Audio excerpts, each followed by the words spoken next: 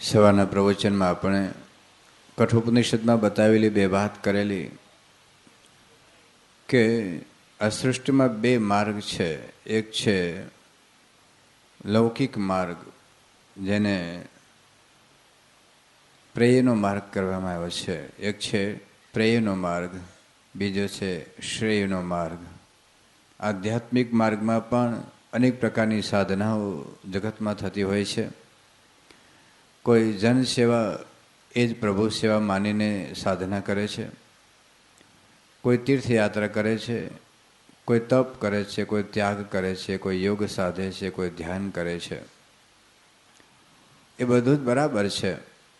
કેટલુંક ઉપયોગી છે, કેટલુંક આવશ્યક છે, પરંતુ અધ્યાત્મ સાધનાનો પ્રાણ શું છે એ જો ન સમજાય તો ઘણી વખત વર્ષો સુધી સાધના કરી હોય તો પણ એનું રિઝલ્ટ મળતું નથી.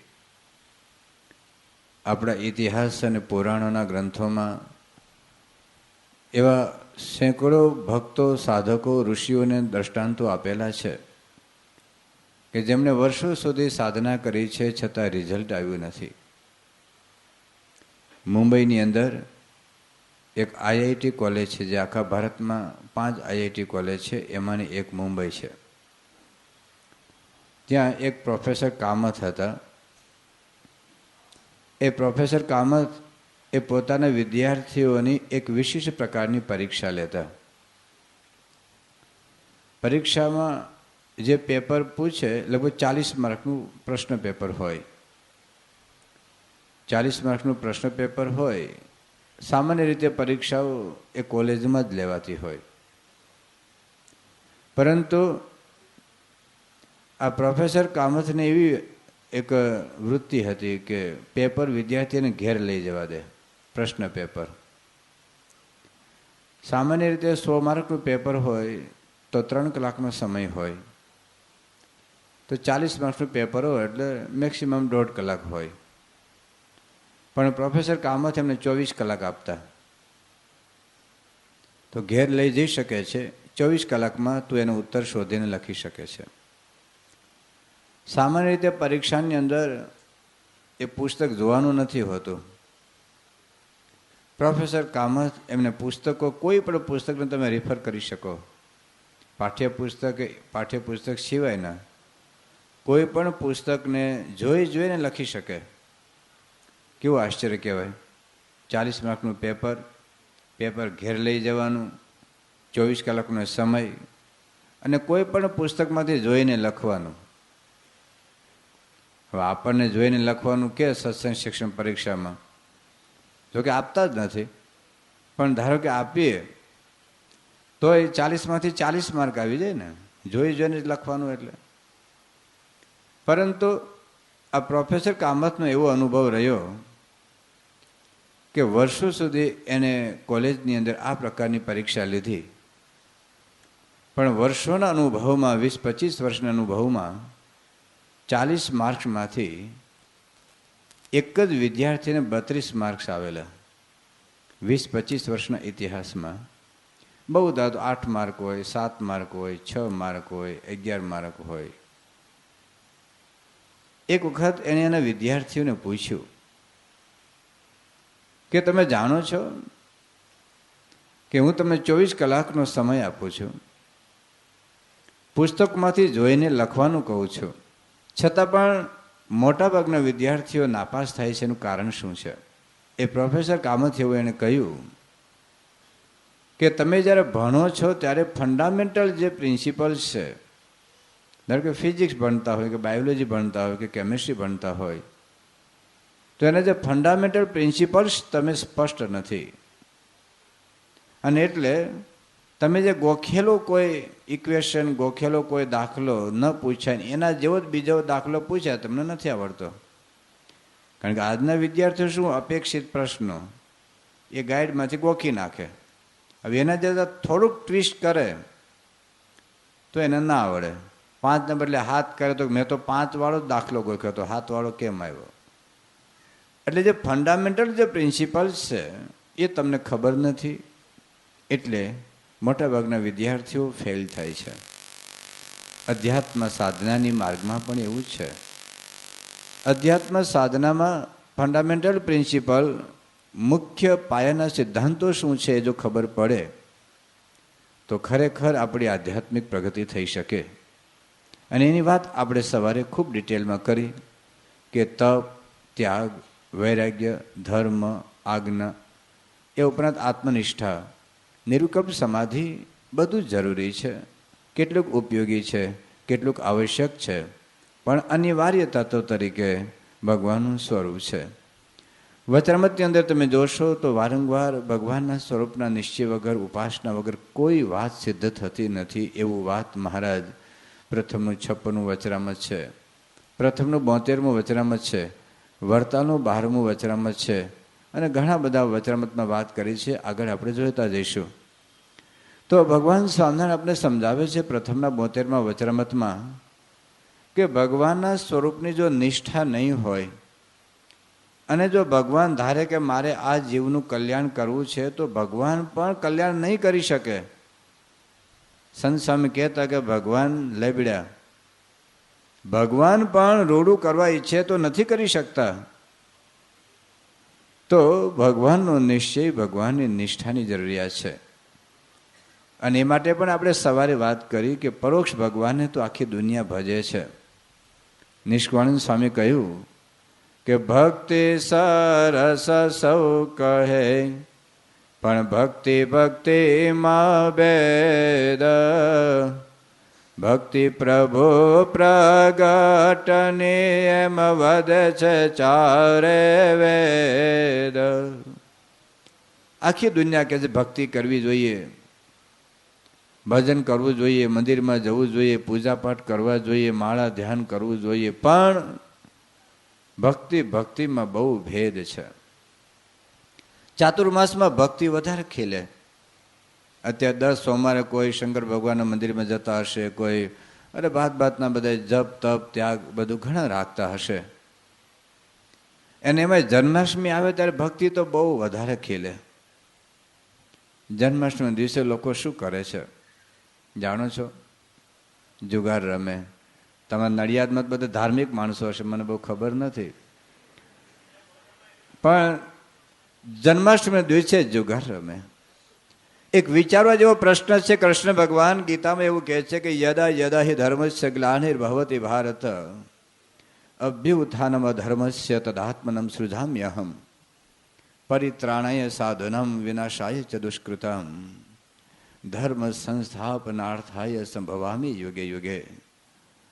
ધર્મના સ્થાપન કરવા માટે કૃષ્ણ ભગવાન જે દિવસે પ્રગટ થયા એ દિવસે કૃષ્ણને માનનાર કે ન માનનાર લોકો જુગાર રમે. આપણે જાણીએ છીએ કે પાંડવો જુગાર રમીને બરબાદ થયા. કૃષ્ણ ભગવાન એને પાંડવો મામા ભાઈના દીકરા હતા, છતાં પાંડવોની થયેલી બરબાદીમાંથી કૃષ્ણ ભગવાન પોતે બચાવી શક્યા નથી એક જુગારને લીધે. જે અધર્મનો નાશ કરવા માટે ભગવાન પ્રગટ થયા એ જ દિવસે પાછા જુગાર રમે. આપણે એને પૂછી ગયેલા તું સમજ તો ખરો કેમ જુગાર રમે?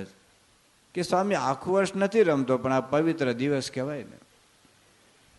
હવે મૂર્ખના જામ, આ પવિત્ર દિવસે ગીતા વાંચવાની હોય, ભાગવત વાંચવાનું હોય, કૃષ્ણ ભગવાનના મંદિરમાં જઈને કંઈક ભજન કરવાનું હોય ને એ દિવસે જુગાર રમવાનો કેમ આવું થયું?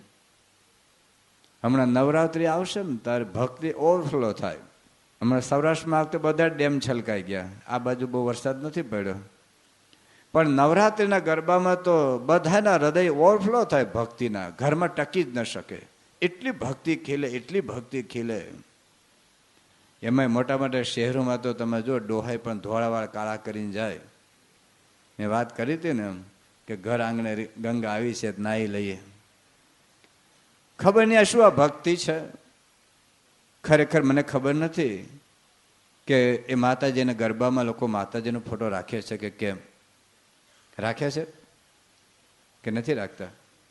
કદાચ માતાજીનો ફોટો રાખતા હોય અને માતાજી તમારા ગરબા જોવા માટે પ્રગટ થાય કે મારા ભક્તો મારી કેવી ભક્તિ કરે છે, લાવ હું જોઉં, અને માતાજી જો પ્રગટ થાય તો માતાજી આપઘાત કરે. 100% માતાજી આપઘાત કરે એવી ભક્તિ આજે કરીએ છીએ. છોકરા છોકરીઓ ભેગા થઈને નાચે ને શું પરિણામ આવે છે? નવરાત્રિના ગરબા પછી 2-3 મહિના પછી ડૉક્ટરને પૂછી જોજો, રિઝલ્ટ તમને મળી જશે. એટલું ભયંકર પરિણામ છે. રાજકોટની અંદર એક બેન ગાવા આવેલા 9 દિવસના નવરાત્રિના ગરબામાં 21 લાખ રૂપિયા ચાર્જ લીધો. 9 દિવસના 21 લાખ રૂપિયા ચાર્જ લીધો. એક ધંધો છે, બિઝનેસ છે. હમણાં પેલા આવશે તમે ગણેશ ઉત્સવ, એ દારૂ પી પીને લોકો છાકટા થઈને નાચતા હોય. ગણેશજીને બિચારીને મૂંઝવણ થાય કે મારી જૂની આંખે નવું પાપ જોવાનું થયું. શું આ ભક્તિ છે? કેમ આવું થયું? અહીં તો મને ખબર નથી, પણ કાઠિયાવાડમાં અમારે આખી રાત ભજન ચાલે. આ બધું ભજન હોય છે, આખી રાત ભજનો ચાલે. વચ્ચે વચ્ચે થાળી ફરે. શેની ફરે? બીડીની. ભજન કોના ગાય? નરસિંહ મહેતાના, મીરાબાઈના ભજન ગાય. મીરાબાઈ બજર ઊંઘી ઊંઘીને કઈ ભજન ગાતા હતા. નરસિંહ મહેતા બીડી પીને ભજન ગાતા હતા. કેમ આવું થયું? પ્રશ્ન એ છે. સત્યનારાયણ કથા થાય, પેલો બ્રાહ્મણ અંદર બેઠા બેઠા કથા કરીને આપણે ફળિયામાં બેઠા બેઠા શું કરીએ? બીડી પીએ. ખબર છે ને બધાને કેમ આવું થયું? સુખદેવજીએ ભાગવતની કથા કરી પરીક્ષિતના મોક્ષ માટે, પૈસા માટે, ધંધા માટે નહીં. આજે ભાગવત રામાયણની કથાઓ લાખો ને કરોડો રૂપિયા ભેગા કરવા માટે થાય છે. કેમ આવું થયું?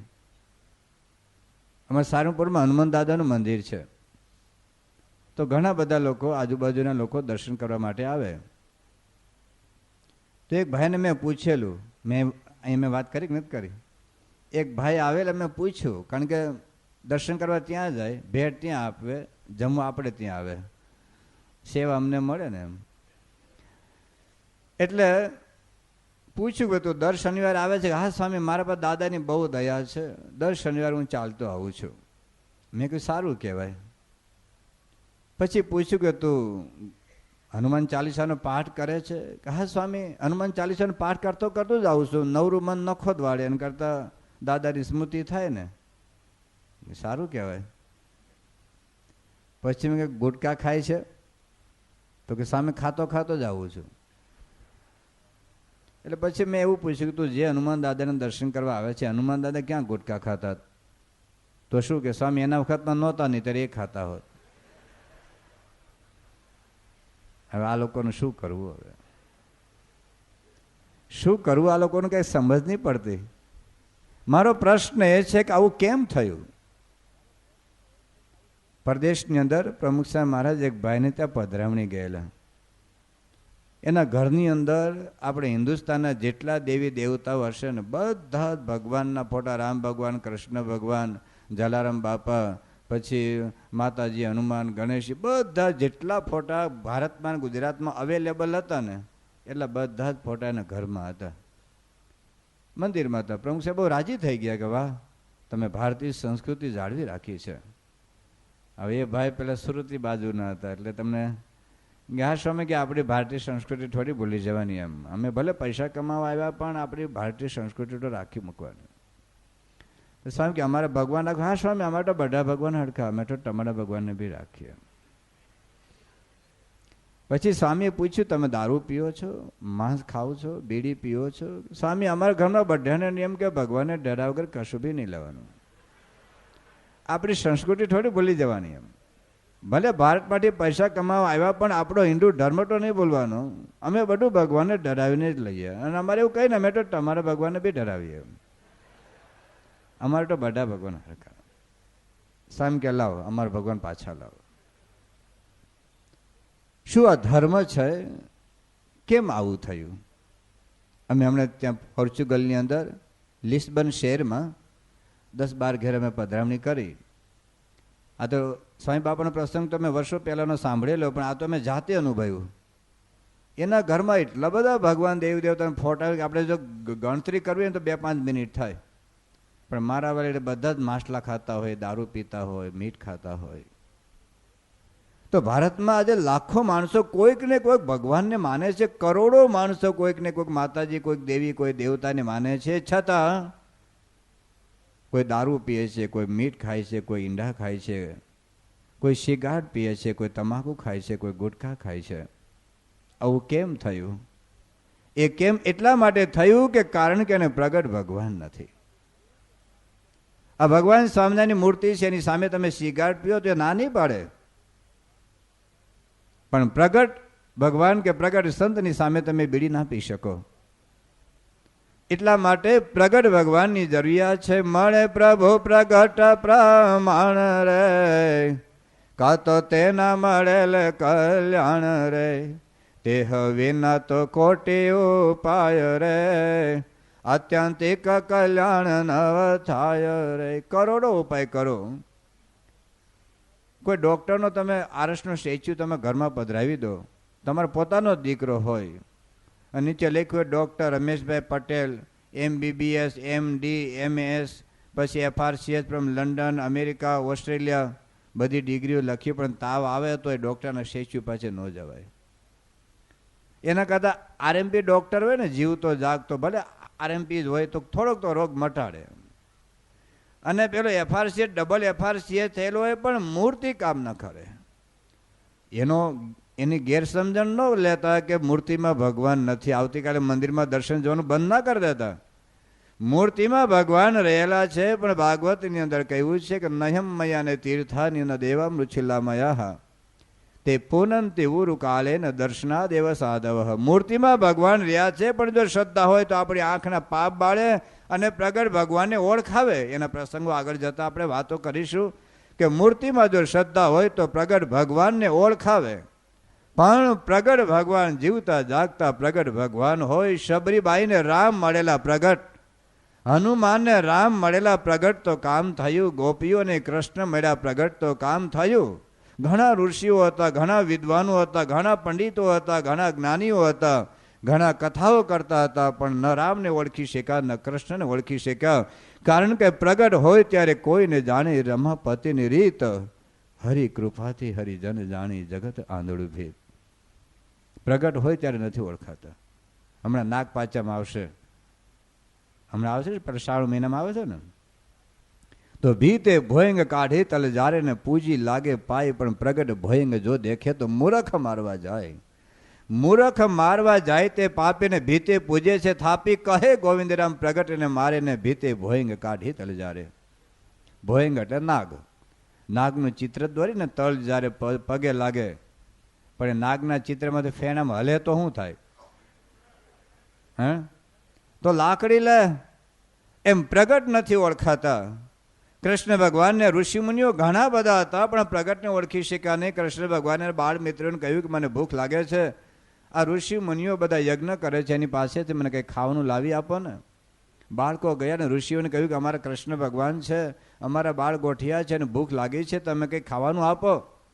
હવે આ તો બધા ભરવાડના છોકરાને, ઋષિઓ તો બ્રાહ્મણ, એને કહ્યું કે આ યજ્ઞ અભડાવશો, ભાગો. સળગતા લાકડા લઈને એ બાળકોની પાછળ દોડ્યા ને તગડી મૂક્યા. ગોપ બાળકો કૃષ્ણ ભગવાનને કહે, ભગવાન તમે તમારી જાતને ભગવાન માનો છો, બાકી કોઈ તમને ભગવાન તરીકે ઓળખતું નથી. પણ કે મને ભૂખ લાગી છે, એનું શું? કે તો મને સળગતા લાકડા લઈને માર્યા અને અમારી પાછળ દોડ્યા. તો હવે એની પત્નીઓ પાસે જાઓ. પેલા બાળકો કે આટલા ઋષિઓ, આટલા પંડિતો, આટલા વિદ્વાનો જો તમને ના ઓળખી શક્યા હોય તો એના પત્નીઓ તો અભણ શું ઓળખશે? કે તમે જાઓ તો ખરા. એને ગોપીઓનો સંગ છે, અને ગોપીઓના સંગે જ્યારે ગોપીઓ દહીં વેચવા આવે, માખણ વેચવા આવે, ત્યારે બોલે કે લો દામોદર, લો કાન, લો મહાદેવ, લો માધવ. ત્યારે પેલી ઋષિ પત્નીઓ પૂછતી કે આ કાન કોણ, માધવ કોણ? તો કે આ કૃષ્ણ. એમાંથી એને પરિચય થયેલો ને એને ખબર કે આ કૃષ્ણ ભગવાન છે. બાળકો ગયા ને જમવાનું આપ્યું, અને ઋષિ પત્નીઓને અને ઋષિઓને ખબર પડી કે આપણી પત્નીઓએ જમવાનું આપ્યું ને એનો પ્રસાદ પાછો ખાધો, એટલે પત્નીઓ ભળાઈ ગઈ. હવે એના રાંધેલું ખવાય નહીં તો કેટલીકને કાઢી મૂક્યું ઘરમાંથી. આખો સમાજ હતો. તો હવે એવું કરે કે એનું રાંધેલું આપણને ન ખપે, આપણે રાંધીએ ને એ ખાય. હજુ પણ એ લોકો હિંચકે બેઠા બેઠા ખાય છે ને પુરુષો રાંધે છે. તો ઋષિઓને જ્યારે ખ્યાલ આવ્યો, એને બળતરા થઈ. શ્રીમદ ભાગવતના 10મ સ્કંદની અંદર આ ઋષિઓના પસ્તાવાની વાત લખી છે. ધિકાર છે અમારા બ્રાહ્મણત્વને, ધિકાર છે અમારી જનોઈને, ધિકાર છે અમારી વિદ્વતાને કે અમે કૃષ્ણને ના ઓળખી શક્યા. ધન્ય છે એવી અબળા સ્ત્રીઓને કે જેને જનોયનો અધિકાર નથી, જેને યજ્ઞનો અધિકાર નથી, જેને વેદોના પઠણનો અધિકાર નથી, એવી સ્ત્રીઓ કૃષ્ણને ઓળખી ગઈ, ધન્ય છે.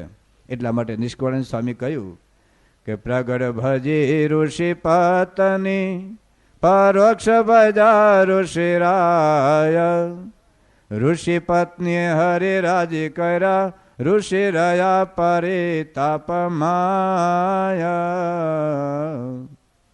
કે ઋષિઓને પસ્તાવ થયું. એટલા માટે નિષ્કળાનંદ સ્વામી કહે છે કે પ્રભુ પ્રગટના પ્રસંગ વિના રહી ગઈ એવા મોટા ને ખોટ, આજ કાલના ભાગ્યા દશ વિના દે છે દોટ.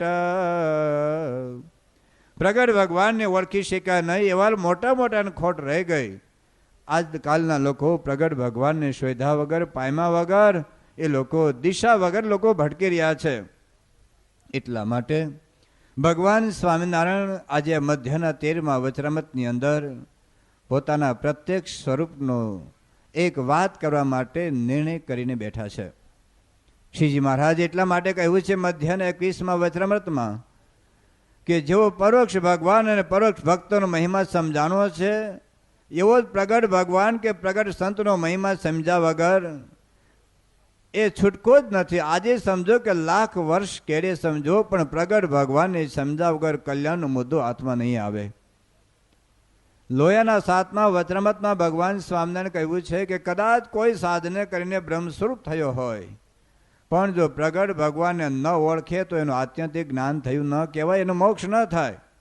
એટલા માટે શ્રીજી મહારાજે વારંવાર વચરામૃતમાં પોતાના પ્રત્યક્ષ સ્વરૂપની વાત કરી છે.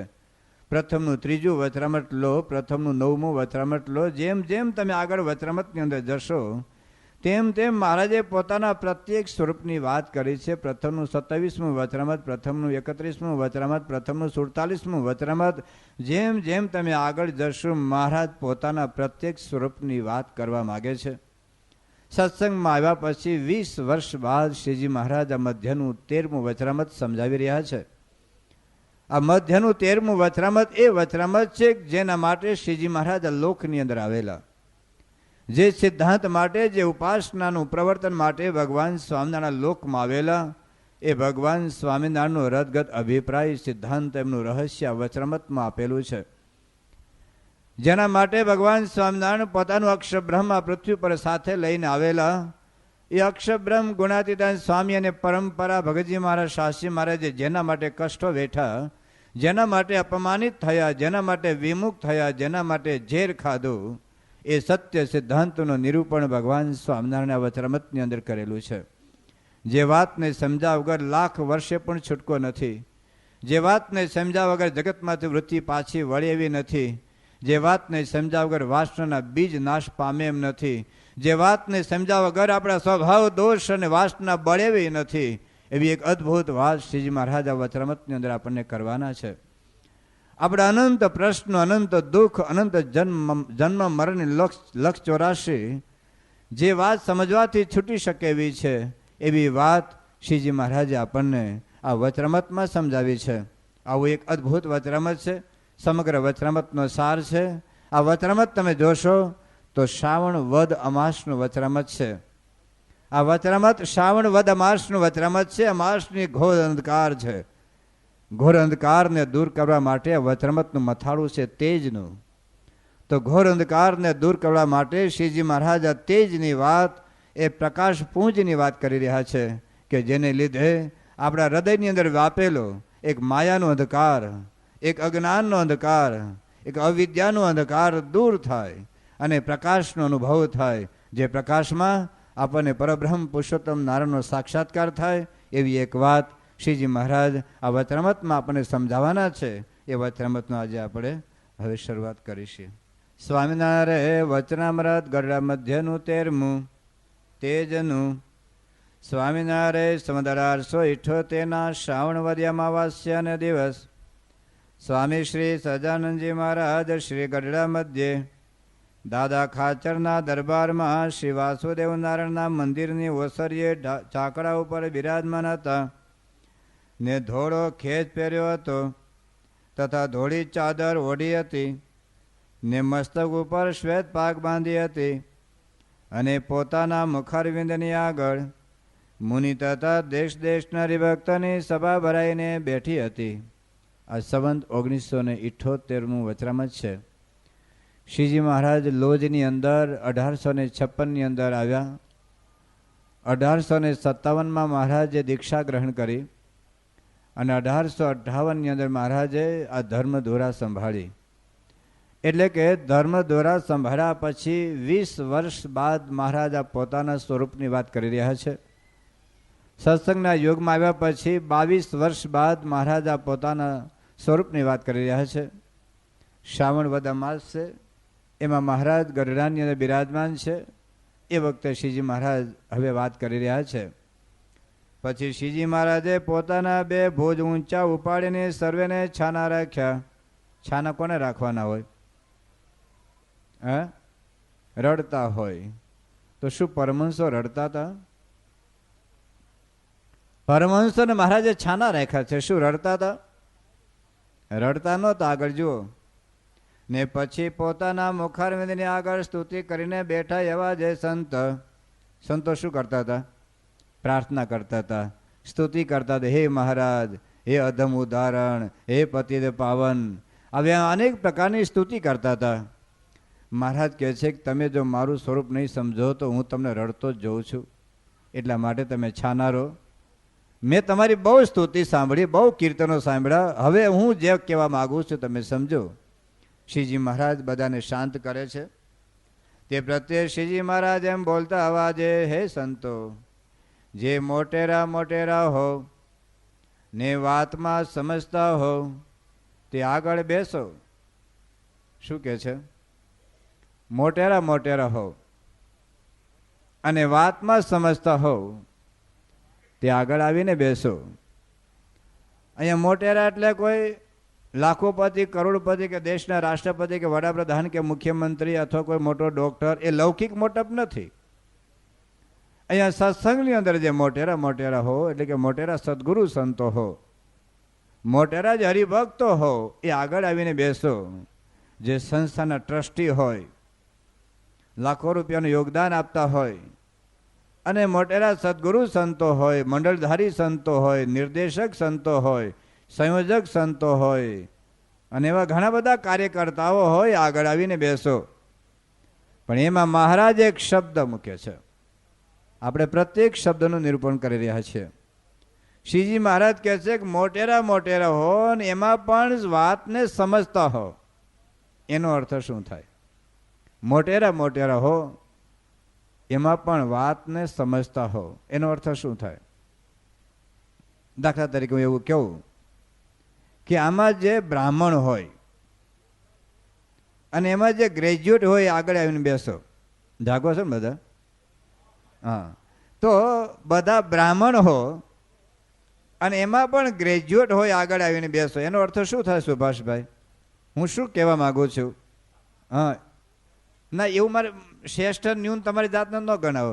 હું ખાલી એટલું જ કહું છું કે જે બ્રાહ્મણ હોય અને એમાં પણ જે ગ્રેજ્યુએટ હોય આગળ આવીને બેસો. હા શું? હા બરાબર, એ પકડી શીખ્યા કે બધા બ્રાહ્મણ હોય તો ગ્રેજ્યુએટ ના પણ હોય. મારું વાક્ય એવું છે કે જે બ્રાહ્મણ હોય અને એમાં પણ જે ગ્રેજ્યુએટ હોય આગળ આવીને બેસો. એનો અર્થ એવો થાય કે બધા બ્રાહ્મણ ગ્રેજ્યુએટ નથી. નહીંતર હું શું કહે કે બધા બ્રાહ્મણ આગળ આવો અથવા તો બધા ગ્રેજ્યુએટ આગળ આવો. પણ જે બ્રાહ્મણ હોય અને એમાં પણ જે ગ્રેજ્યુએટ હોય આગળ આવીને બેસો. એટલે કે અહીં સભામાં બેઠેલા બધા બ્રાહ્મણ ગ્રેજ્યુએટ નથી. સમજાઈ ગયું બરાબર? હવે શ્રીજી મહારાજનું વાક્ય તમે વાંચો.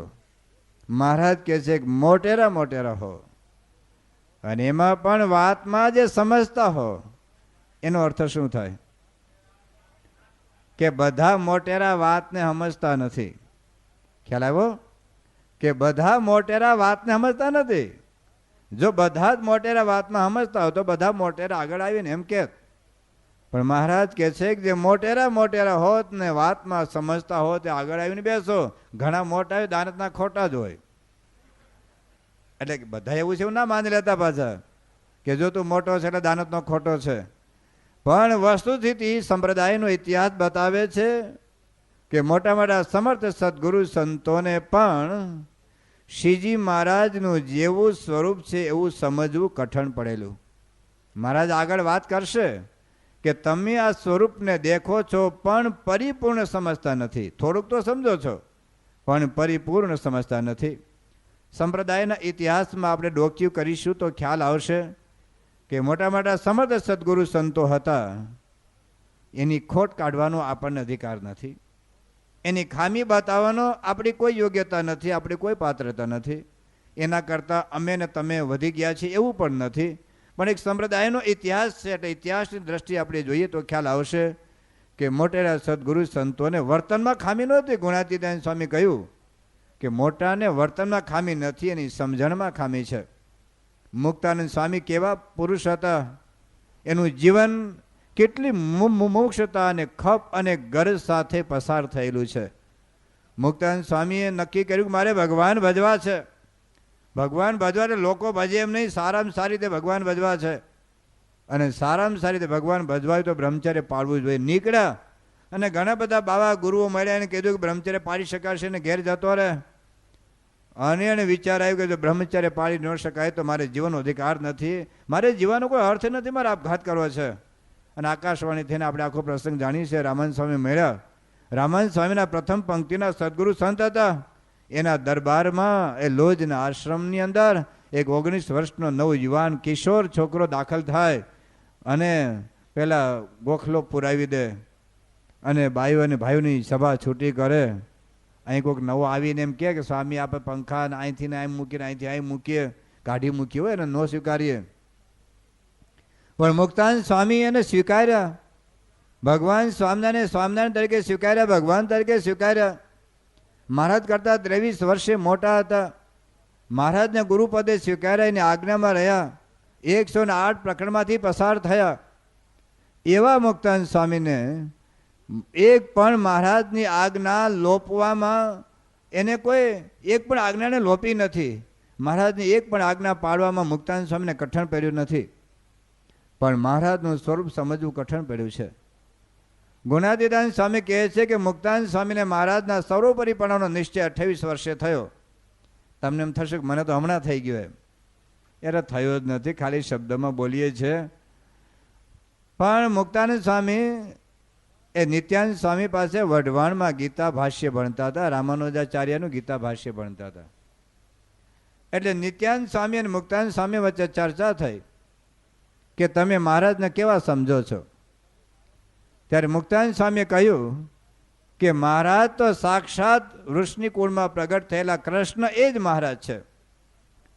નિત્યાનંદ સ્વામી કહ્યું કે ના, મહારાજ તો એ સર્વોપરી ભગવાન, સર્વ અવતારના અવતારી, સર્વ કારણના કારણ છે. બે વચ્ચે બહુ ચર્ચા થઈ. એમાં બ્રહ્માનંદ સ્વામી આવ્યા. બે એને પૂછ્યું બ્રહ્માનંદ સ્વામી અમારે બે વચ્ચે આવી ચર્ચા થઈ છે, આપ શું માનો છો? હવે બ્રહ્માનંદ સ્વામી કે આ બે મોટા માથા છે, મારે કોના પક્ષમાં ભળવું? હવે એમને એવી ગોળ ગોળ વાત કરીને કે કાંઈ સમાધાન થયું નહીં. મહારાજ પછી લોયા નાગડકામાં હતા અને આ સદગુરુ સંતો મહારાજના દર્શન કરવા ગયા. મહારાજે પૂછ્યું કેમ તબિયત પાણી? કે મહારાજ બધું બરાબર છે, પણ અમને એક પ્રશ્ન છે. કે શું? કે અમારે બે વચ્ચે ચર્ચા થઈ કે આપનું સ્વરૂપ કૃષ્ણ કે કૃષ્ણથી અધિક. મહારાજ કહ્યું છે નિત્યાનંદ સ્વામી કહે છે વાત બરાબર છે, અમે સર્વોપરી, સર્વ અવતારના અવતારી, સર્વ કારણના કારણ, અક્ષરાદિથી ભિન્ન તત્વ છીએ.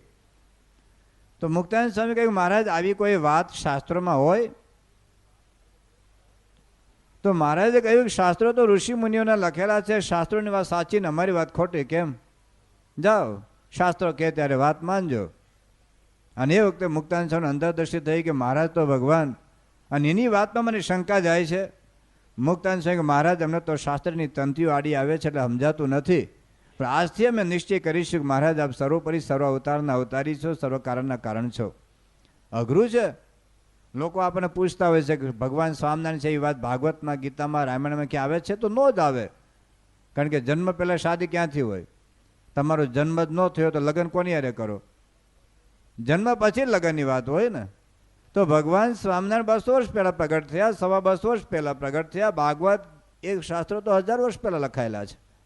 જેમ કૃષ્ણ ભગવાનની વાત વાલ્મીકી રામાયણમાં ન હોય, કારણ કે વાલ્મીકી રામાયણ પહેલાં લખાયું છે, કૃષ્ણ ભગવાન પછી પ્રગટ થયા. રામ ભગવાનની વાત વેદો ઉપનિષદમાં ન હોય, કારણ કે રામ ભગવાન પછી પ્રગટ થયા, વેદો ઉપનિષદ પહેલાં લખાયા છે. તો એવી રીતે ભગવાન સ્વામિનારાયણની વાત ગીતામાં ન હોય, ભાગવતમાં ન હોય, સ્વાભાવિક છે. પણ એ ભગવાન સ્વામિનારાયણ શાસ્ત્રમાં એટલું લખ્યું હોય, કોઈ પરતત્વ છે, એ પરતત્વ શ્રીજી મહારાજ છે. શ્રીજી મહારાજના પોતાના વચનમાં વિશ્વાસ રાખવો પડે. મહારાજ એક વખત સંતોની શિબિર કરેલી, ત્યાં લોયામાં, અમે હમણાં જેમ શિબિર કરી હતી ને એમ, અને 1-2 દિવસ નહીં, 6-7 મહિના મહારાજ અખંડ પોતાના સર્વોપરીપણાને અદ્ભુત વાતો કરી. અને પછી સંતોને કંઈક જાઓ, હવે શ્રાવણ મહિનામાં ગામડે ગામડે જાઓ ને અમારા સ્વરૂપની તમે વાતો કરજો. સંતો બધા ગામડે ગયા, કથા વાર્તા કરીને 2 મહિના પછી પાછા ગઢડામાં ભેગા થયા. મહારાજે પૂછ્યું કે તમે ગામડે અમારા સ્વરૂપની કેવી વાતો કરી? તો ઘણા બધા પરમહંસો કહ્યું કે મહારાજ અમે તમને દત્તાત્રેય કપિલ દેવ જેવા કહ્યા. મહારાજ કહો ઓહો, બહુ મહિમા અમારો કયો.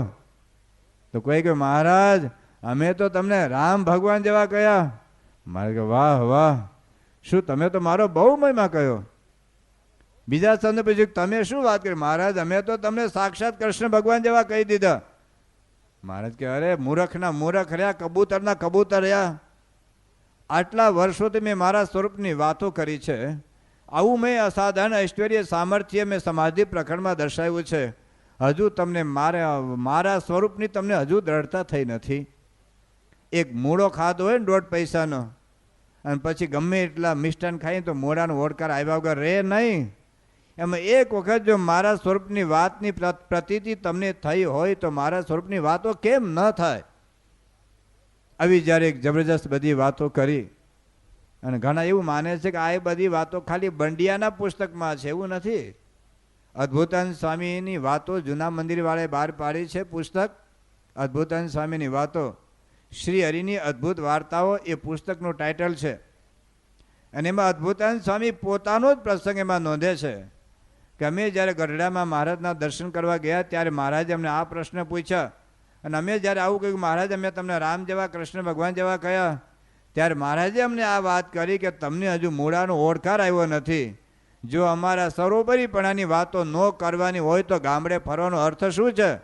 મનુષ્ય દેહના દુર્લભતાની વાતો તો ઘણી બધી લોકો કરે છે. સત્સંગમાં સુખ છે એવી વાતો કરે છે, ભગવાન ભજવા જોઈએ એવી વાતો કરે છે, જગતમાં સુખ નથી એવી વાતો કરનાર ઘણા છે. પણ એ ભગવાન આ શ્રીજી મહારાજ છે, સર્વોપરી ભગવાન છે, એવી વાતો જો ન થાય તો કથા વાર્તાનો કોઈ અર્થ નથી. આવી વાતો મહારાજે ઘણી વખત ઘણાને કરી.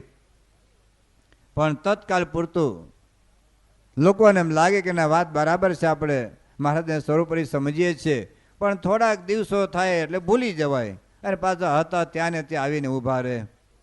આપણે જાણીએ છીએ કે 1978માં એટલે 1878માં અમદાવાદમાં મહારાજે સ્વામિનારાયણ સંપ્રદાયનું પ્રથમ મંદિર બાંધ્યું, જેમાં નર નારાયણ પધરાવ્યા. નર નારાયણ પધરાવ્યા, પ્રતિષ્ઠા થઈ ગઈ, આરતી થઈ ગઈ, અને ડોશીમાં દૂર ઊભા ઊભા રડતા હતા. મહારાજે પૂછ્યું કેમ રડો છો? ડોશીમાં કે મહારાજ લોકો તમને ભૂલી જશે, બધા નર નારાયણમાં અટવાઈ જશે ને હલવાઈ જશે. મહારાજ કે શું કરીએ, ભવિષ્યમાં કાર્ય થશે. આનંદાનંદ સ્વામીનું બાવડું પકડીને રૂપ ચોકીમાં લઈ ગયા. અને મહારાજે આનંદાનંદ સ્વામીને પૂછ્યું કે સ્વામી કંઈક સમજા દો. કે હા. કે શું? કે પ્રતિષ્ઠા આરતી થઈને હવે જમવાનું બાકી છે.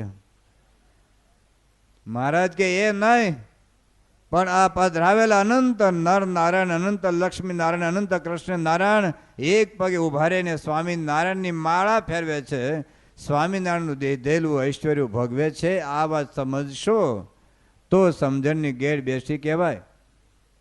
આનંદ સ્વામીને ધ્રાસકો તો પડ્યો કે મધ્ય મંદિરમાં કોની મૂર્તિ જોઈએ, આપણે નરનાની પધરાવી દીધી. ભજન સ્વામિનારાયણનું, કંઠી સ્વામિનારાયણની, સાધુઓ સ્વામિનારાયણના, હરિભક્તો સ્વામિનારાયણના, વચરામત સ્વામિનારાયણનો, ધર્માદો સ્વામિનારાયણનો, અને મધ્ય મંદિરમાં નરનારાયણ. શ્રીજી મહાદેવે સંકલ્પ કર્યો, અમદાવાદમાં પ્રતિષ્ઠા થઈ ગઈ. ભુજની અંદર પણ એ સંજોગોને વશ થઈને મહારાજે નરનારાયણ પધરાવવા પડ્યા. ત્રીજું મંદિર મહારાજે વડતાલમાં પ્રતિષ્ઠા થઈ, અહીંયા બાજુમાં જ છે. મહારાજે હવે નિર્ણય કરીને બેઠા, હવે તો મારી મૂર્તિ હરિકૃષ્ણ મહારાજના નામે મધ્ય મંદિરમાં પધરાવી છે. પણ મન દુખ્યા ભેગા થયા.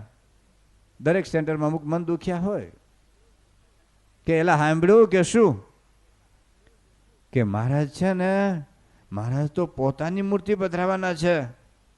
નો હાલે હો, આપણે વિરોધ કરવો જ પડે. અને મન દુખ્યાનું ગ્રુપ થોડું થોડું વધતું ગયું કે મહારાજ પોતાની મૂર્તિ પધરાવે, નો ચાલે. નર નારાયણમાં મહારાજ આવી જાય છે, એમ લક્ષ્મીનારાયણમાં મહારાજ આવી ગયા. જુદા પધરાવવાની શું જરૂર છે? લોકમાં ખોટું લાગે. કારણ કે રામ ભગવાને પોતાની મૂર્તિ નથી પધરાવી, કૃષ્ણ ભગવાને પોતાની મૂર્તિ નથી પધરાવી. જો મહારાજ પોતાની મૂર્તિ પધરાવશે તો સમાજમાં ખોટું લાગશે. માટે મહારાજને હાથે મહારાજની મૂર્તિ નથી પધરાવા દેવી. હવે મહારાજને ના પાડવા કોણ જાય? બધા ઉંદરડાઓ ભેગા થયા, મિટિંગ થઈ, કારોબારી કેબિનેટની મિટિંગ ભરાણી કે બિલાડી ગમે ત્યારે આવીને આપણને ખાઈ જાય છે, આ ન ચાલે, આ અન્યાય થાય છે. બિલાડીને આપણને જાણ તો કરવી પડે. પણ હવે એવું કરીએ કે બિલાડીને એને ડોકે આપણે ઘંટ બાંધી દઈએ, અને બિલાડી દોડતી દોડતી આવે તો ઘંટડીનો અવાજ થાય, આપણે ભાગીને ઉંદરડા દરમાં જતા રહીએ, ત્યાં તો બિલાડી આવે નહીં. અને ઠરાવ પસાર થઈ ગયો, રાષ્ટ્રપતિની સહી થઈ ગઈ, કાયદો પસાર થયો કે બિલાડીને ડોકે ઘંટ બાંધવામાં આવે. પણ બાંધવા જાય કોણ? બિલાડીને ડોકે કોણ ઘંટ બાંધવા જાય? એમાં મન દુખ્યાની કારોબારીની મિટિંગમાં નક્કી થઈ ગયું કે મહારાજને પોતાની મૂર્તિ પધરાવા ન દેવી, પણ મહારાજને ના પાડવા કોણ જાય? બધા એવો વિચાર કર્યો કે મુક્તાનંદ સ્વામી છે ને, એ મહારાજ કરતાં 23 વર્ષે મોટા છે. મહારાજ મુક્તાનંદ સ્વામીની મર્યાદા રાખે છે. એટલે જો સંતોને ભેળવી આપણા પક્ષમાં ને સંતો ભળે તો કામ થાય. સંતોને સમજાવે, સંતો માની ગયા બરાબર છે, આ મહારાજ પોતાની હયાતીમાં પોતાની મૂર્તિ પધરાવે તો સમાજમાં ખોટું લાગે. મુક્તાનંદ સ્વામીને બીજો કોઈ વાત નહોતી, વાંધો નહોતો, પણ કે સમાજમાં ખોટું ન લાગે એટલા માટે નક્કી કર્યું કે મહારાજને પોતાની મૂર્તિ પધરાવા ન દેવી. મહારાજ ગરડાથી વિદાય લીધી, મૂર્તિ પ્રતિષ્ઠા માટે વડતાલ આવતા હતા. મહારાજે મુક્તાનંદ સ્વામીને કહ્યું કે સ્વામી, તમારી મોટી ઉંમર થઈ ગઈ છે, તમારે આવવાની જરૂરિયાત નહીં, ત્યાં ભેડો પડશે, એને કરતાં અહીં રોકાઈ જાઓ. મુક્તાનંદ સ્વામી કે ના મહારાજ, મારે છે ને મારે સમયનો લાભ લેવો છે. એને ખબર હતી હું નહીં જાઉં તો પધરાવી દેશે, આ તો પૂર્વીય બ્રાહ્મણ છે. મહારાજ કહેતો હાલો, અને ઘોડી ઉપર બેઠા અને કમિયાળા ગામ બાજુમાં પડી ગયા, હાથ ભાંગ્યો ને ત્યાં રોકાવું પડ્યું. મહારાજ કીધું શું કરવું છે? કે મહારાજ હવે તો રોકાવું જ પડશે ને, જાઓ ત્યારે પધારો આપ. હવે મહારાજ ત્યાં વડતાલ આવ્યા. મહારાજને પોતાની મૂર્તિ પધરાવી હતી. પોતાને એ સાબિત કરવું હતું કે હું રામથી જુદો છું, કૃષ્ણથી જુદો છું, લક્ષ્મીનારાયણથી જુદો છું, નરનારાયણથી જુદો છું. અને એટલા જ માટે મેં મારું ભજન શરૂ કરાવ્યું છે. રામાનંદ સ્વામી ધામમાં ગયા પછી 14 દિવસે કે મેં મારું સ્વામિનારાયણનું નામ ભજન શરૂ કરાવ્યું છે. તો મારી મૂર્તિ મધ્ય મંદિરમાં જોઈએ ને. કોઈ રામની મૂર્તિ રાખીને કૃષ્ણ ભગવાનનું ભજન કરે, કોઈ કૃષ્ણ ભગવાનની મૂર્તિ રાખીને અંબા માતાનું ભજન કરે, કોઈ અંબા માતાની મૂર્તિ રાખીને ખોડિયાર માતાનું ભજન કરે. કોઈ ન કરે તો જેનું ભજન એની મૂર્તિ મધ્ય મંદિરમાં જોઈએ. ભજન સ્વામિનારાયણની મૂર્તિ નરનારાયણની, ભજન સ્વામિનારાયણની મૂર્તિ લક્ષ્મીનારાયણની, ભજન સ્વામિનારાયણની મૂર્તિ ગોપીનાથની. અંધકાર યુગની અંદર લોકોને ખ્યાલ ના આવ્યો કે શું કરવાનું છે. મહારાજે નક્કી જ હતું પોતાની મૂર્તિ હરિકૃષ્ણ મહારાજના નામે મધ્ય મંદિરમાં પધરાવી છે, પણ વિરોધ વધ્યો. અને પછી મહારાજ કહ્યું કે હવે જવા દો, આ લોકોનું મનનું બહુ તોડશું તો પછી જતા રહેશે. અને આગલી રાતે નક્કી થયું કે પ્રાસાદને દક્ષિણ દેશમાય મૂર્તિ હરિકૃષ્ણ તણી તહાય સ્થાપિત થઈને કરશે નિવાસ એવી થઈ વાત બધે પ્રકાશ જે મૂર્તિનું ધ્યાન ધરે હંમેશ સત્સંગી સૌ ચિંતવશે વિશેષ સર્વોપરી ઈષ્ટ છબી ગણાશે પ્રેમે પૂજા માનસી તો કરાશે પ્રત્યક્ષ મૂર્તિ નહીં પ્રાપ્ત જેને તે મૂર્તિ તો જીવન દોરી તેને એનો જ મહિમા મોટો મનાશે કલ્યાણ તો તે થકી જ થશે.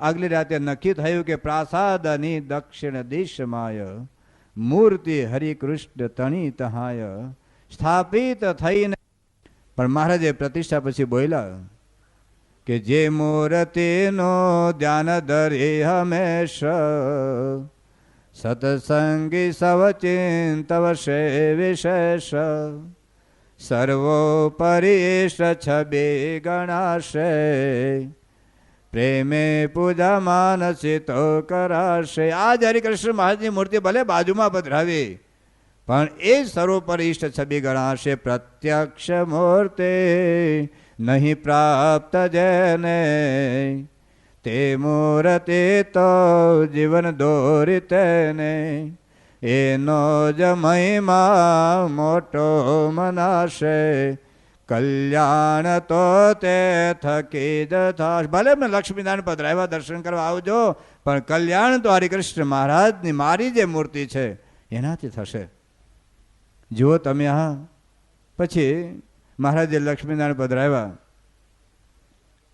પછી ત્યાં જુનાગઢમાં પણ મૂર્તિ પ્રતિષ્ઠા થઈ, ધોલેરામાં મૂર્તિ પ્રતિષ્ઠા થઈ, અને છેલ્લી મૂર્તિ મહારાજને હવે ગઢડાની અંદર પધરાવવાની હતી. મહારાજનું આ છેલ્લું મંદિર હતું. મહારાજ હવે તો નિર્ણય કર્યો કે હવે તો મારી મૂર્તિ પધરાવવી પડશે, નથી લોકો ભૂલી જશે બધા મને. અને પછી પોતાના માપની મૂર્તિ બનાવવા બેઠા નારાયણ મિસ્ત્રી મહારાજનું માપ લઈ લઈને મહારાજની મૂર્તિ બનાવતા હતા, ને એમાં પાછા મન દુખ્યા ભેગા થયા. એલા સાંભળ્યું કે હું તો મહારાજ તો પોતાની મૂર્તિ પધરાવવાના છે. જો તો ખરો, મહારાજ પોતાનું માપ લઈ લઈને પોતાની મૂર્તિ બનાવડાવે છે. નો હાલે હો, આપણે વિરોધ કરવો જ પડશે. જેમ તમે નર્મદા યોજનામાં વિરોધ થાય ને, કોઈ પણ સારા કાર્યમાં અમુક લોકો એવા હવનમાં હાડકા નાખનાર હોય જ. અને જે વિરોધ થયો, મહારાજે પેલા મિસ્ત્રીને કહ્યું કે ભાઈ સાહેબ, હવે પગમાં આંટી નાખો ને હાથમાં મોરલી આપો, તો લોકોને કૃષ્ણ રૂપ દેખાશે, લોકોને પેટમાં દુખતું બળતું બંધ થઈ જશે વગર દવાએ. અને પછી મહારાજ ગોપીનાથ દેવને પધરાવી દીધા. બધા મંદિરો થઈ ગયા, બધા જ મંદિરોના મહંત નિમાઈ ગયા, કોઠારી નિમાઈ ગયા. પછી એક વખત સંતોની શિબિર થઈ. મહારાજે બધા સંતોને ભેગા કરેલા. મહારાજને ગ્રુપ ડિસ્કશન કરવાનું હતું. મહારાજ કે નરનાળવાળા આ બાજુ બેસો, લક્ષ્મીનારાયણવાળા આ બાજુ બેસો, ગોપીનાથવાળા આ બાજુ બેસો, રાધા રમણ દેવવાળા આ બાજુ બેસો. અને બધા સંતો વિભાજિત થઈ ગયા. પછી મહારાજ કે અમારા હોય તે અમારી પાસે આવીને બેહો. કોઈ સંતો બાકી જ નહોતા. બધાને જે આંચકો લાગ્યો, જે ઝાટકો લાગ્યો કે ભજન સ્વામિનારાયણનું, કંઠી સ્વામિનારાયણની, જનોય સ્વામિનારાયણની, કપડા સ્વામિનારાયણ, લોકો અમને સ્વામિનારાયણ સાધુ તરીકે ઓળખે. કોઈ નરનારાયણ સાધુ તરીકે નથી ઓળખતા, અમને કોઈ લક્ષ્મીનારાયણ સાધુ તરીકે નથી ઓળખતા, ગોપીનાથના સાધુ તરીકે સમાજમાં નથી ઓળખતા. અરે સમાજના લોકો તો સ્વામિનારાયણ સાધુ તરીકે ઓળખે છે, અને છતાંય આપણે સ્વામિનારાયણ નહીં. આંચકો તો બહુ લાગ્યો, પણ કરે શું? આવું તો દર વખતે બનતું, દર વખતે ઝાટકો લાગતો, પાછી વૃત્તિ વાળતી, અંતરદ્રષ્ટિ થતી, પણ સમય આવે પાછા ભૂલી જતા. વડતાલની પ્રતિષ્ઠા પછી મહારાજે બધા સંતોને કહ્યું કે અમે લક્ષ્મીનારાયણ દેવને દરરોજ 200 પ્રદક્ષિણા ફરીએ છીએ. બ્રહ્માનંદ સ્વામી મહારાજ તમે તો ભગવાન છો, તમારે વળી પ્રદક્ષિણા ફરવાની શું જરૂર? મહારાજ કે મેં માનતા માની છે. બ્રહ્માનંદ કે તમારે ક્યાં દીકરા દીકરી જોઈએ છે, તમે માનતા માની છે? તમે શાની માનતા માની મહારાજ? બ્રહ્માનંદ સ્વામી મેં એવી માનતા માની છે કે તમે બધા મારા અનન્ય ભક્ત બનો. બ્રહ્માનંદ સ્વામી મહારાજ શું અમે તમારા અનન્ય ભક્ત નહીં? અમે ક્યાં અંબા માતાને માનીએ છીએ? અમે ક્યાં ગાયત્રી મંત્ર જાપ કરીએ છીએ? મહારાજ અમે તો સ્વામિનારાયણનું જ ભજન કરીએ છીએ. શું અમે તમારા અનન્ય ભગત નહીં? મહારાજ કે ભગત ખરા, પણ અનન્ય નહીં. જો અનન્ય ભક્ત હોય તો એના હૃદયમાં અમારા સ્વરૂપ સિવાય બીજું ના હોય. ઉપરથી બોલો છો અમારું નામ, ભજન કરો છો અમારું, પણ હૃદયમાં કોઈક બીજાને રેખા છે. અને બ્રહ્માંડ સ્વામી તો બુદ્ધિશાળી હતા. ઝાટકો લાગ્યો કે મધ્ય મંદિરમાં કોની મૂર્તિ જોઈએ? આવું તો અવારનવાર બનતું. પણ સંપ્રદાયનો ઇતિહાસ બતાવે છે કે મોટેરા મોટેરા હતા એને સમજવું કઠણ પડેલું. શુકાનંદ સ્વામી મહારાજના જમણો હાથ હતા, મહારાજના સેક્રેટરી હતા. જ્યારે વડતાલની અંદર રઘુવીરજી મહારાજે કથા વાર્તાની છાવણી નાખી, આપણી જેમ ત્યાં તો 2-3 મહિનાની છાવણી હતી. ગુણાતીતાનંદ સ્વામીને સ્પેશિયલ જુનાગઢથી બોલાવેલા, અને ગુણાતીતાનંદ સ્વામી તો જે કથા વાર્તા કરે અને એમાં એક વખત રઘુવીરજી મહારાજના આસને ગુણાતીતાનંદ સ્વામીએ મધ્યનું 9મું વચરામૃત સમજાવ્યું. શ્રીજી મહારાજ મધ્યના 9મા વચરામૃતમાં એવી વાત કરે છે કે જ્ઞાન માર્ગ તો એમ સમજવો છે જેથી કરીને ભગવાનના સ્વરૂપનો દ્રોહ ન થાય. મહારાજ કે ભગવાનના સ્વરૂપનો દ્રોહ તો શું? તો ભગવાનને નિરાકાર સમજવા અને તમને મળી જે સર્વોપરી ભગવાનની મૂર્તિ એને બીજા અવતાર જેવા જાણવા એ દ્રોહ છે. હવે જે મહારાજ કહે છે સમજો. મહારાજ કહે છે સત્સંગમાં રહેતો હોય, શાસ્ત્રની મર્યાદામાં રહેતો હોય, પણ મને જો સર્વોપરી ન સમજે તો અક્ષરધામમાં ન જાય. તમે ધર્માદો શાના માટે આપો છો? તમે સંતોને રસોઈ શાના માટે આપો છો? તમે પૂજા કોના માટે કરો છો? તમે તિલક ચાંદલો કેમ કરો છો? અઠવાડિક સભા કે ઘર સભા કોના માટે કરો છો? અમેરિકા જવા, લંડન જવા, કે ચંદ્ર ઉપર જવા, કે અક્ષરધામમાં જવા? જો અક્ષરધામમાં જવા માટે સત્સંગ કરતા હોય, ભેડો વેઠતા હોય તો મહારાજ કહે છે કે મને સર્વોપરી સમજો. લોકો આપણને વિમુખ સમજે છે, પણ મહારાજ કહે છે કદાચ સત્સંગની બહાર ગયો હોય પણ મને જેમ છે એમ સમજશે તો અંત અક્ષરધામમાં જશે. આ વાત જ્યારે ગુણાતીતાનંદ સ્વામીએ એ સમજાયું ત્યારે શુકાનંદ સ્વામી બોલ્યા કે સ્વામી, આ વચરામૃત મેં શોધ્યું, મેં લખ્યું, પણ સમજો તો હું આજે.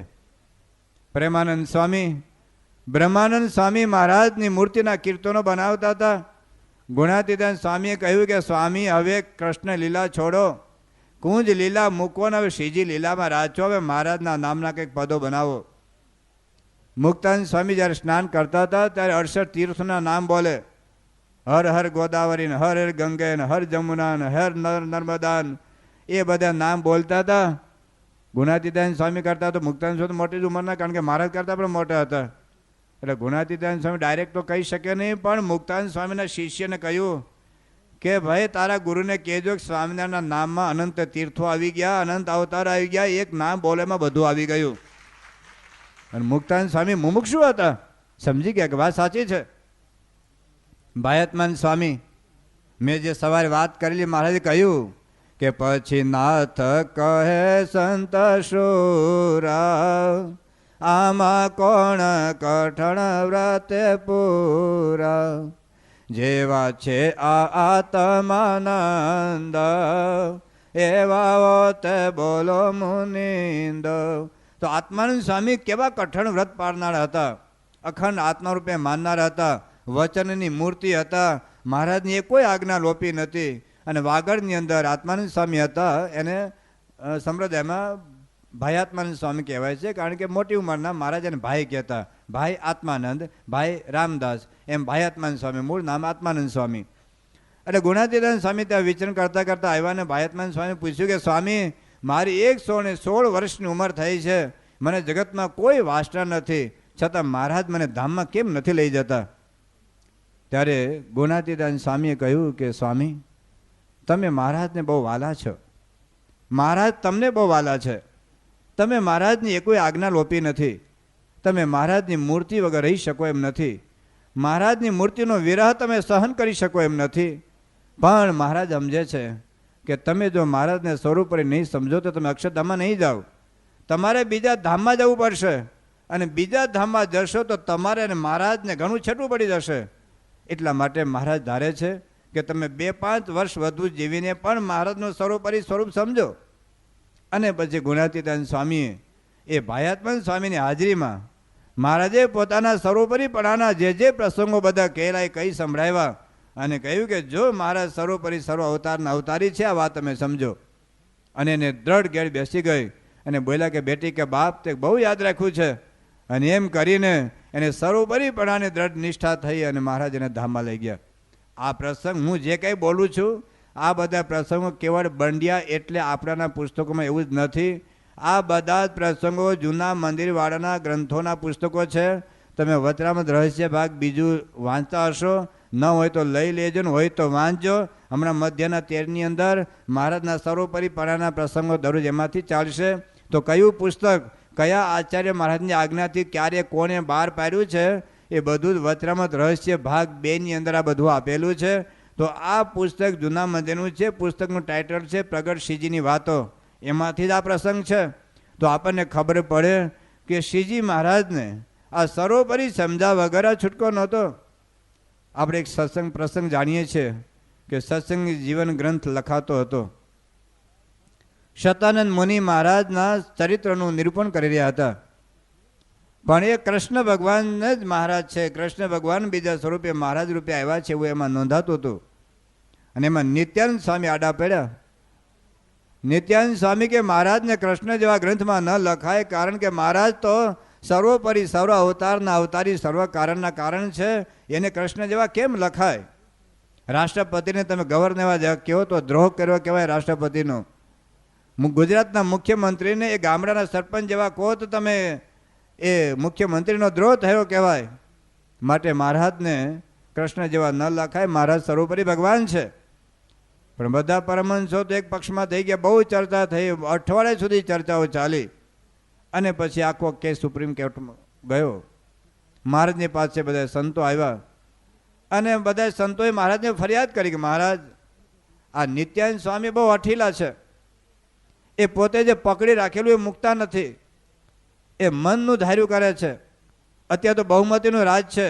વાજપેયી બિચારા એક મતથી હારી ગયેલા, 13 મહિનાના એ પોતે રાજ કર્યા પછી તો બહુમતીનું રાજ છે. મહારાજ, અમે બહુ ધામે તો એવું જ માનીએ છીએ કે આપને કૃષ્ણ જેવા લખવા જોઈએ સત્સંગ જીવન ગ્રંથમાં. પણ નિત્યાનંદ સ્વામી એકલા અમારું માનતા નથી અને એ એનું ઠૂઠું પકડી રાખે છે કે મહારાજને કૃષ્ણ જેવા ન લખાય, મહારાજને તો સર્વોપરી સર્વ અવતારના અવતારી કહેવા જોઈએ. મહારાજ કહ્યું કે નિત્યાનંદ સ્વામી તમે સમજી જાઓ, આ બહુમતીનું રાજ છે, લોકશાહી છે, અને ઘણા બધા સંતો અમને કૃષ્ણ જેવા લખે છે અને એ જે વાત કરે છે બરાબર છે. નિત્યાનંદ સ્વામી મહારાજ, હું તમને એવા નહીં લખવા દઉં, કારણ કે આપ છો જેવા સ્વરૂપ આપે અનેક પ્રકારની વાતો કરી છે. પૂર્વના કોઈ અવતારોએ પોતાની મૂર્તિમાં જે અનંત અવતારો પ્રગટ કરેલા હતા કે અનંત અવતારોને પોતાના સ્વરૂપમાં લીન કરતા દેખાડ્યા નથી. મહારાજે આપને જે સમાધિ પ્રકરણ દર્શાવ્યું એની અંદર બધાને પ્રતિનિધિ એ વખતે કરાવી છે, આપ સર્વોપરી સર્વ અવતારના અવતારી છો, માટે આપને હું કૃષ્ણ જેવા નહીં લખવા દઉં. મહારાજ કે મારું નથી માનતા, જાઓ વિમુખ. મહારાજ હું વિમુખ થઈશ, પણ તમારા સ્વરૂપનો દ્રોહ થવા નહીં દઉં. 7 દિવસ સુધી વિમુખ રહ્યા. સત્સંગ સભામાં તો સોંપો પડી ગયો. મહારાજને કહ્યું મહારાજ આ મુક્તા આ નિત્યાનંદ સ્વામી વગર મજા નથી આવતી, તો બોલાવો. મહારાજ એને બોલાવ્યા. હાર તૈયાર રાખેલો, હાર પહેરાવીને મહારાજ બોલ્યા કે ઉપાસક તો આવા હોવા જોઈએ. શ્રીજી મહારાજ કહ્યું કે આ નિત્યાનંદ સ્વામી એ જે મહારાજ સર્વોપરીપણે આવા ઉપાસક હોવા જોઈએ. મહારાજે મુક્તાનંદ સ્વામી કહ્યું કે મુક્તાનંદ સ્વામી એ લોકોને લખવા દો, હમણાં લખવા દો, શાસ્ત્રમાં જેમ લખાતું એમ લખાય, અને ભવિષ્યમાં જે સાચી વાત છે આગળ સમજાશે, માં કંઈ ચિંતા ના કરો, હમણાં લખવા દો. અને એ લોકોએ લખ્યું. આ પ્રસંગ કેવળ આપણા બંડિયાના ગ્રંથોમાં કે અભણ એવા ગુણાતીતાનંદ સ્વામીની વાતોમાં નથી. આ પ્રસંગ હરિદિગ્વિજય નામનો ગ્રંથ છે જે નિત્યાનંદ સ્વામીએ લખેલો છે.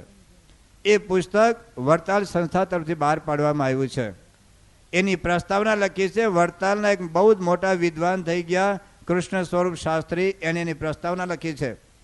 પ્રસ્તાવનામાં નિત્યાનંદ સ્વામીનું જીવન ચરિત્ર લખેલું છે અને નિત્યાનંદ સ્વામીના જીવન ચરિત્રમાં વડતાલ તરફથી પ્રકાશિત થયેલા આ પુસ્તકમાં આ પ્રસંગ નોંધેલો છે.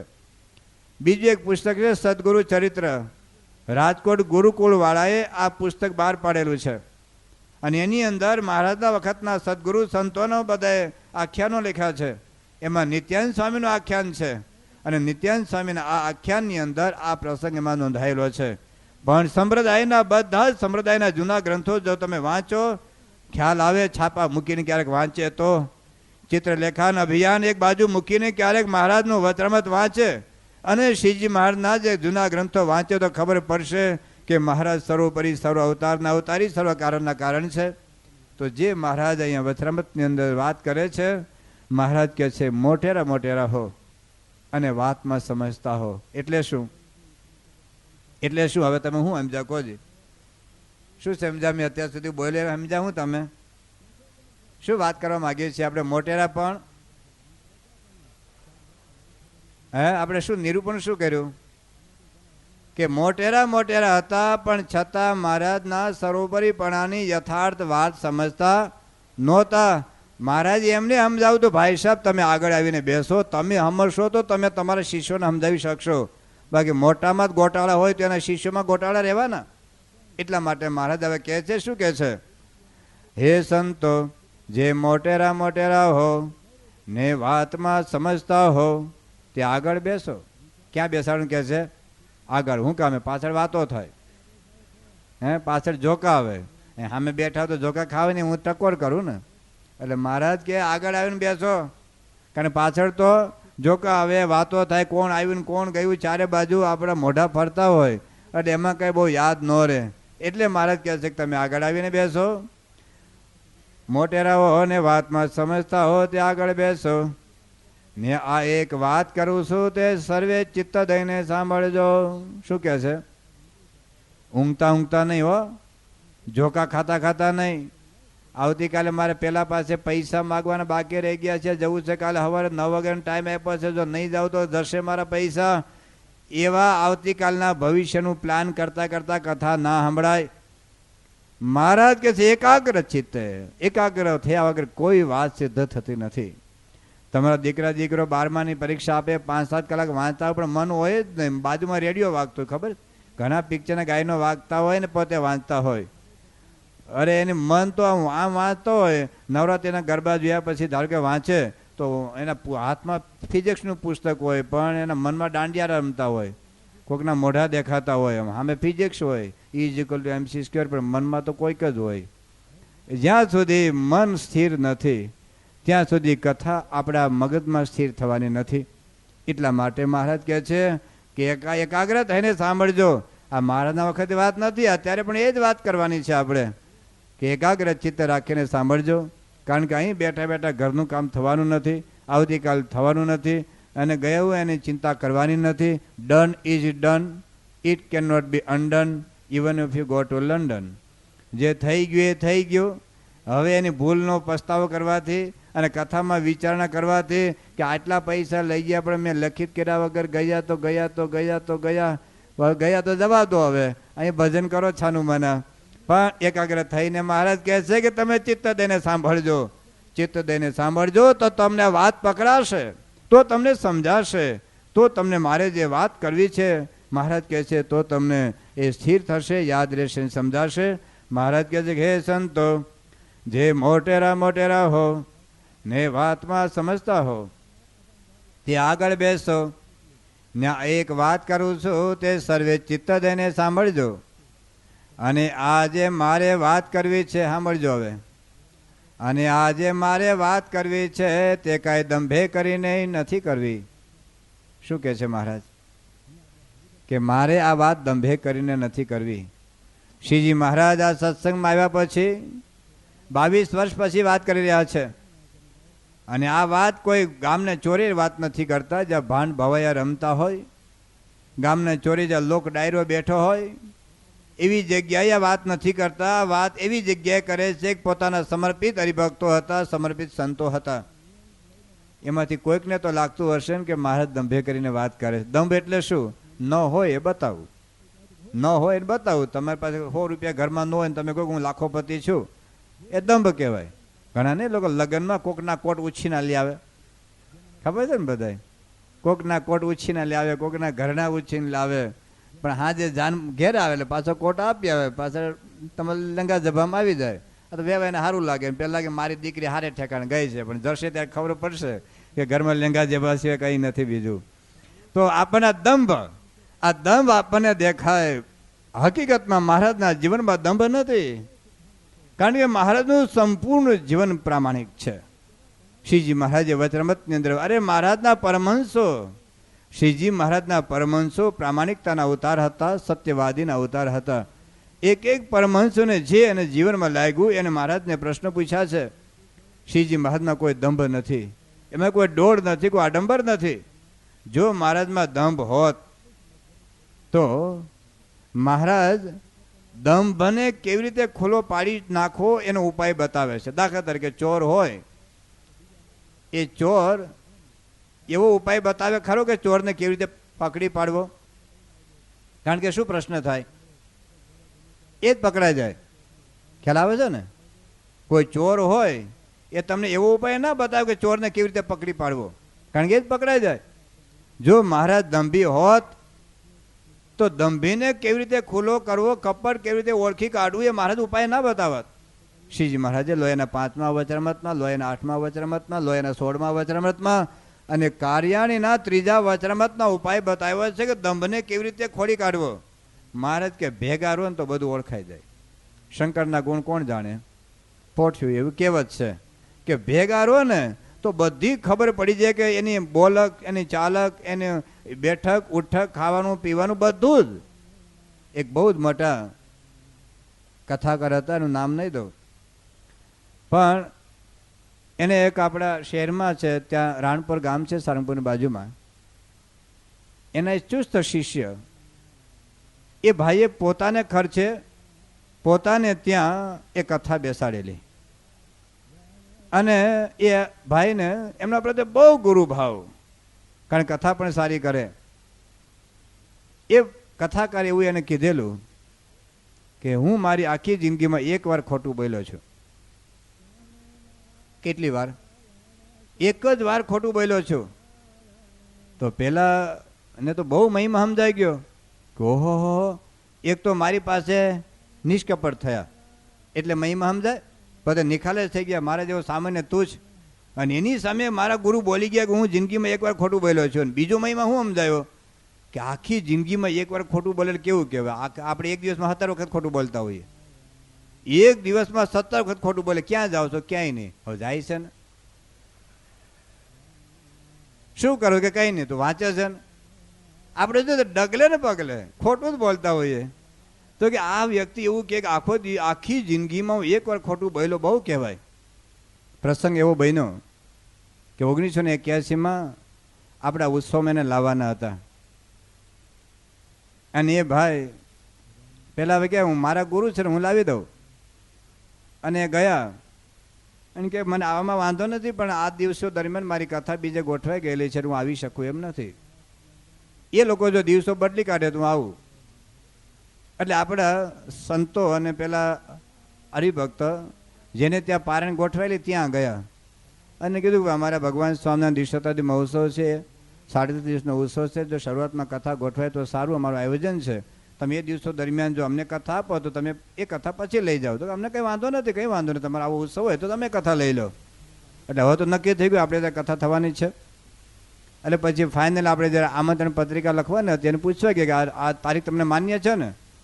તો કે હવે એવું થયું ને કે એ કથા છે ને બીજા ગામવાળા લઈ ગયા ને એ બહુ આગ્રહ કર્યો કે ના અમારે આ સમય અનુકૂળ આવ્યો છે ને તમારે આ કથા આ દિવસો દરમિયાન રાખવી પડશે, એટલે અમારી કથા ત્યાં ગોઠવાઈ ગઈ છે. હવે એ લોકો જો તમે જાઓ ને માને તો પછી હું તમારે ત્યાં આવું.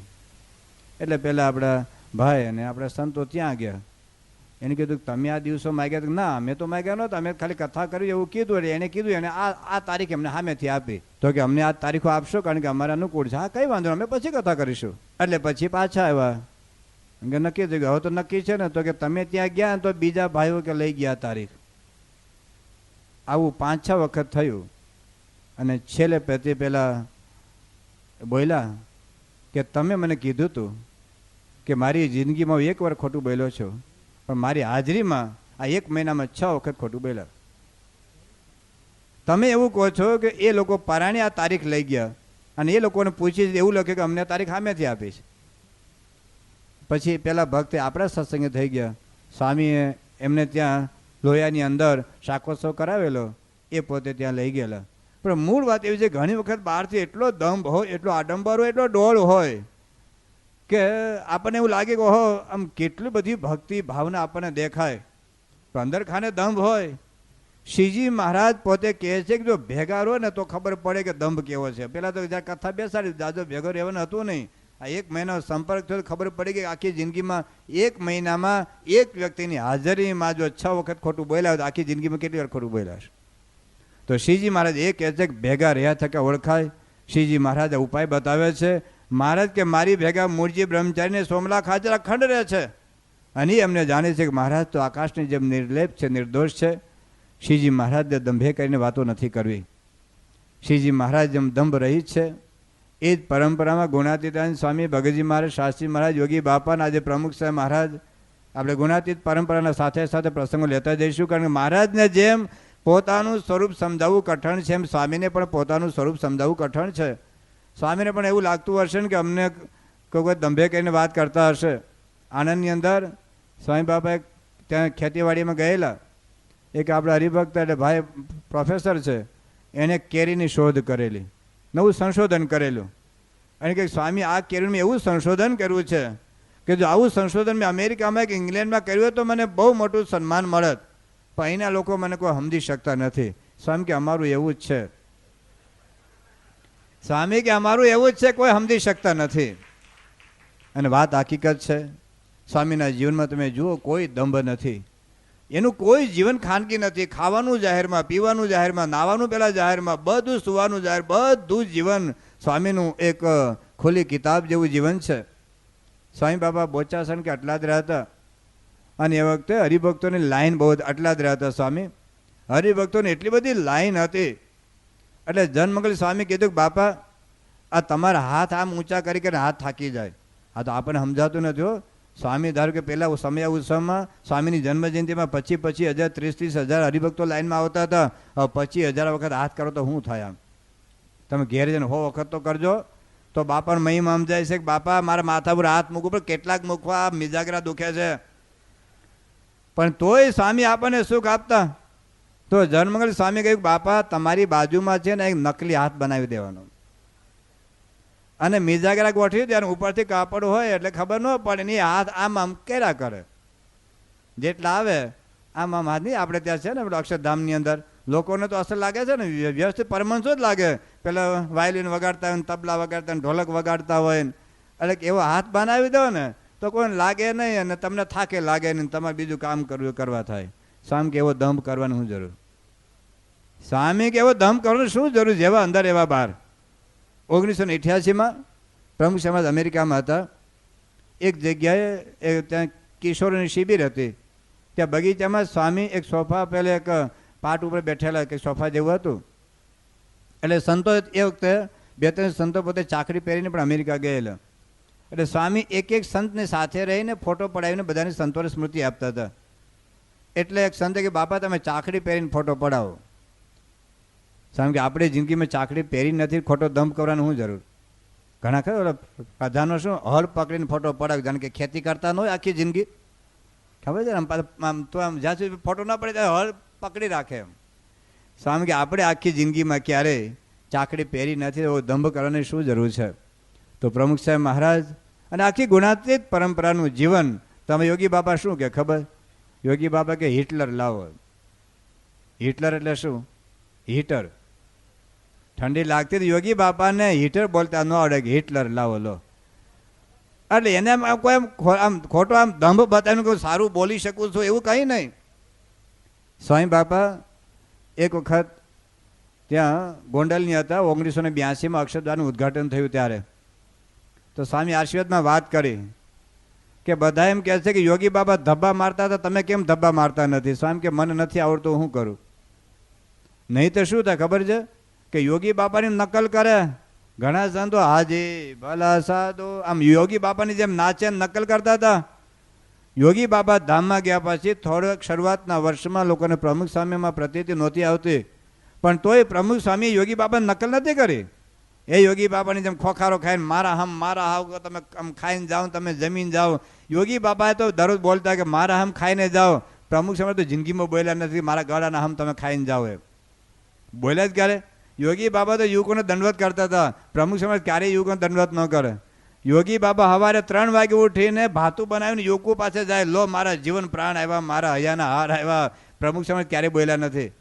તો યોગી બાપાને નકલ નથી કરી, યોગી બાપાની કોપી નથી કરી, એ દંભ નથી બતાવતા. જેવા અંદર એવા બહાર. યોગી બાપા સ્વામી કે મને ધબ્બો મારતા નથી આવડતું, હું કરું? હું જેવો છું એવો છું. તો મૂળ વાત એ છે કે જેમ શ્રીજી મહારાજ નિર્દંભ પુરુષ છે, પ્રમુખ સાહેબ મહારાજ એવા નિર્દંભ પુરુષ છે, અને કોઈ દંભ નથી. જેવું એનું એટલું નિખાલસ, એટલું નિષ્કપટ એમનું જીવન છે. તો શ્રીજી મહારાજ કહે છે હું જે તમને આ વાત કરું છું તે દંભે કરીને વાત નથી કરતો, માને કરીને વાત નથી કરતો, મારી મોટપ વધારવા સારું વાત નથી કરતો. એ માને કરીને વાત કરવી એટલે શું, મોટપે કરીને વાત કરવી એટલે શું, એની વાત આપણે આવતીકાલે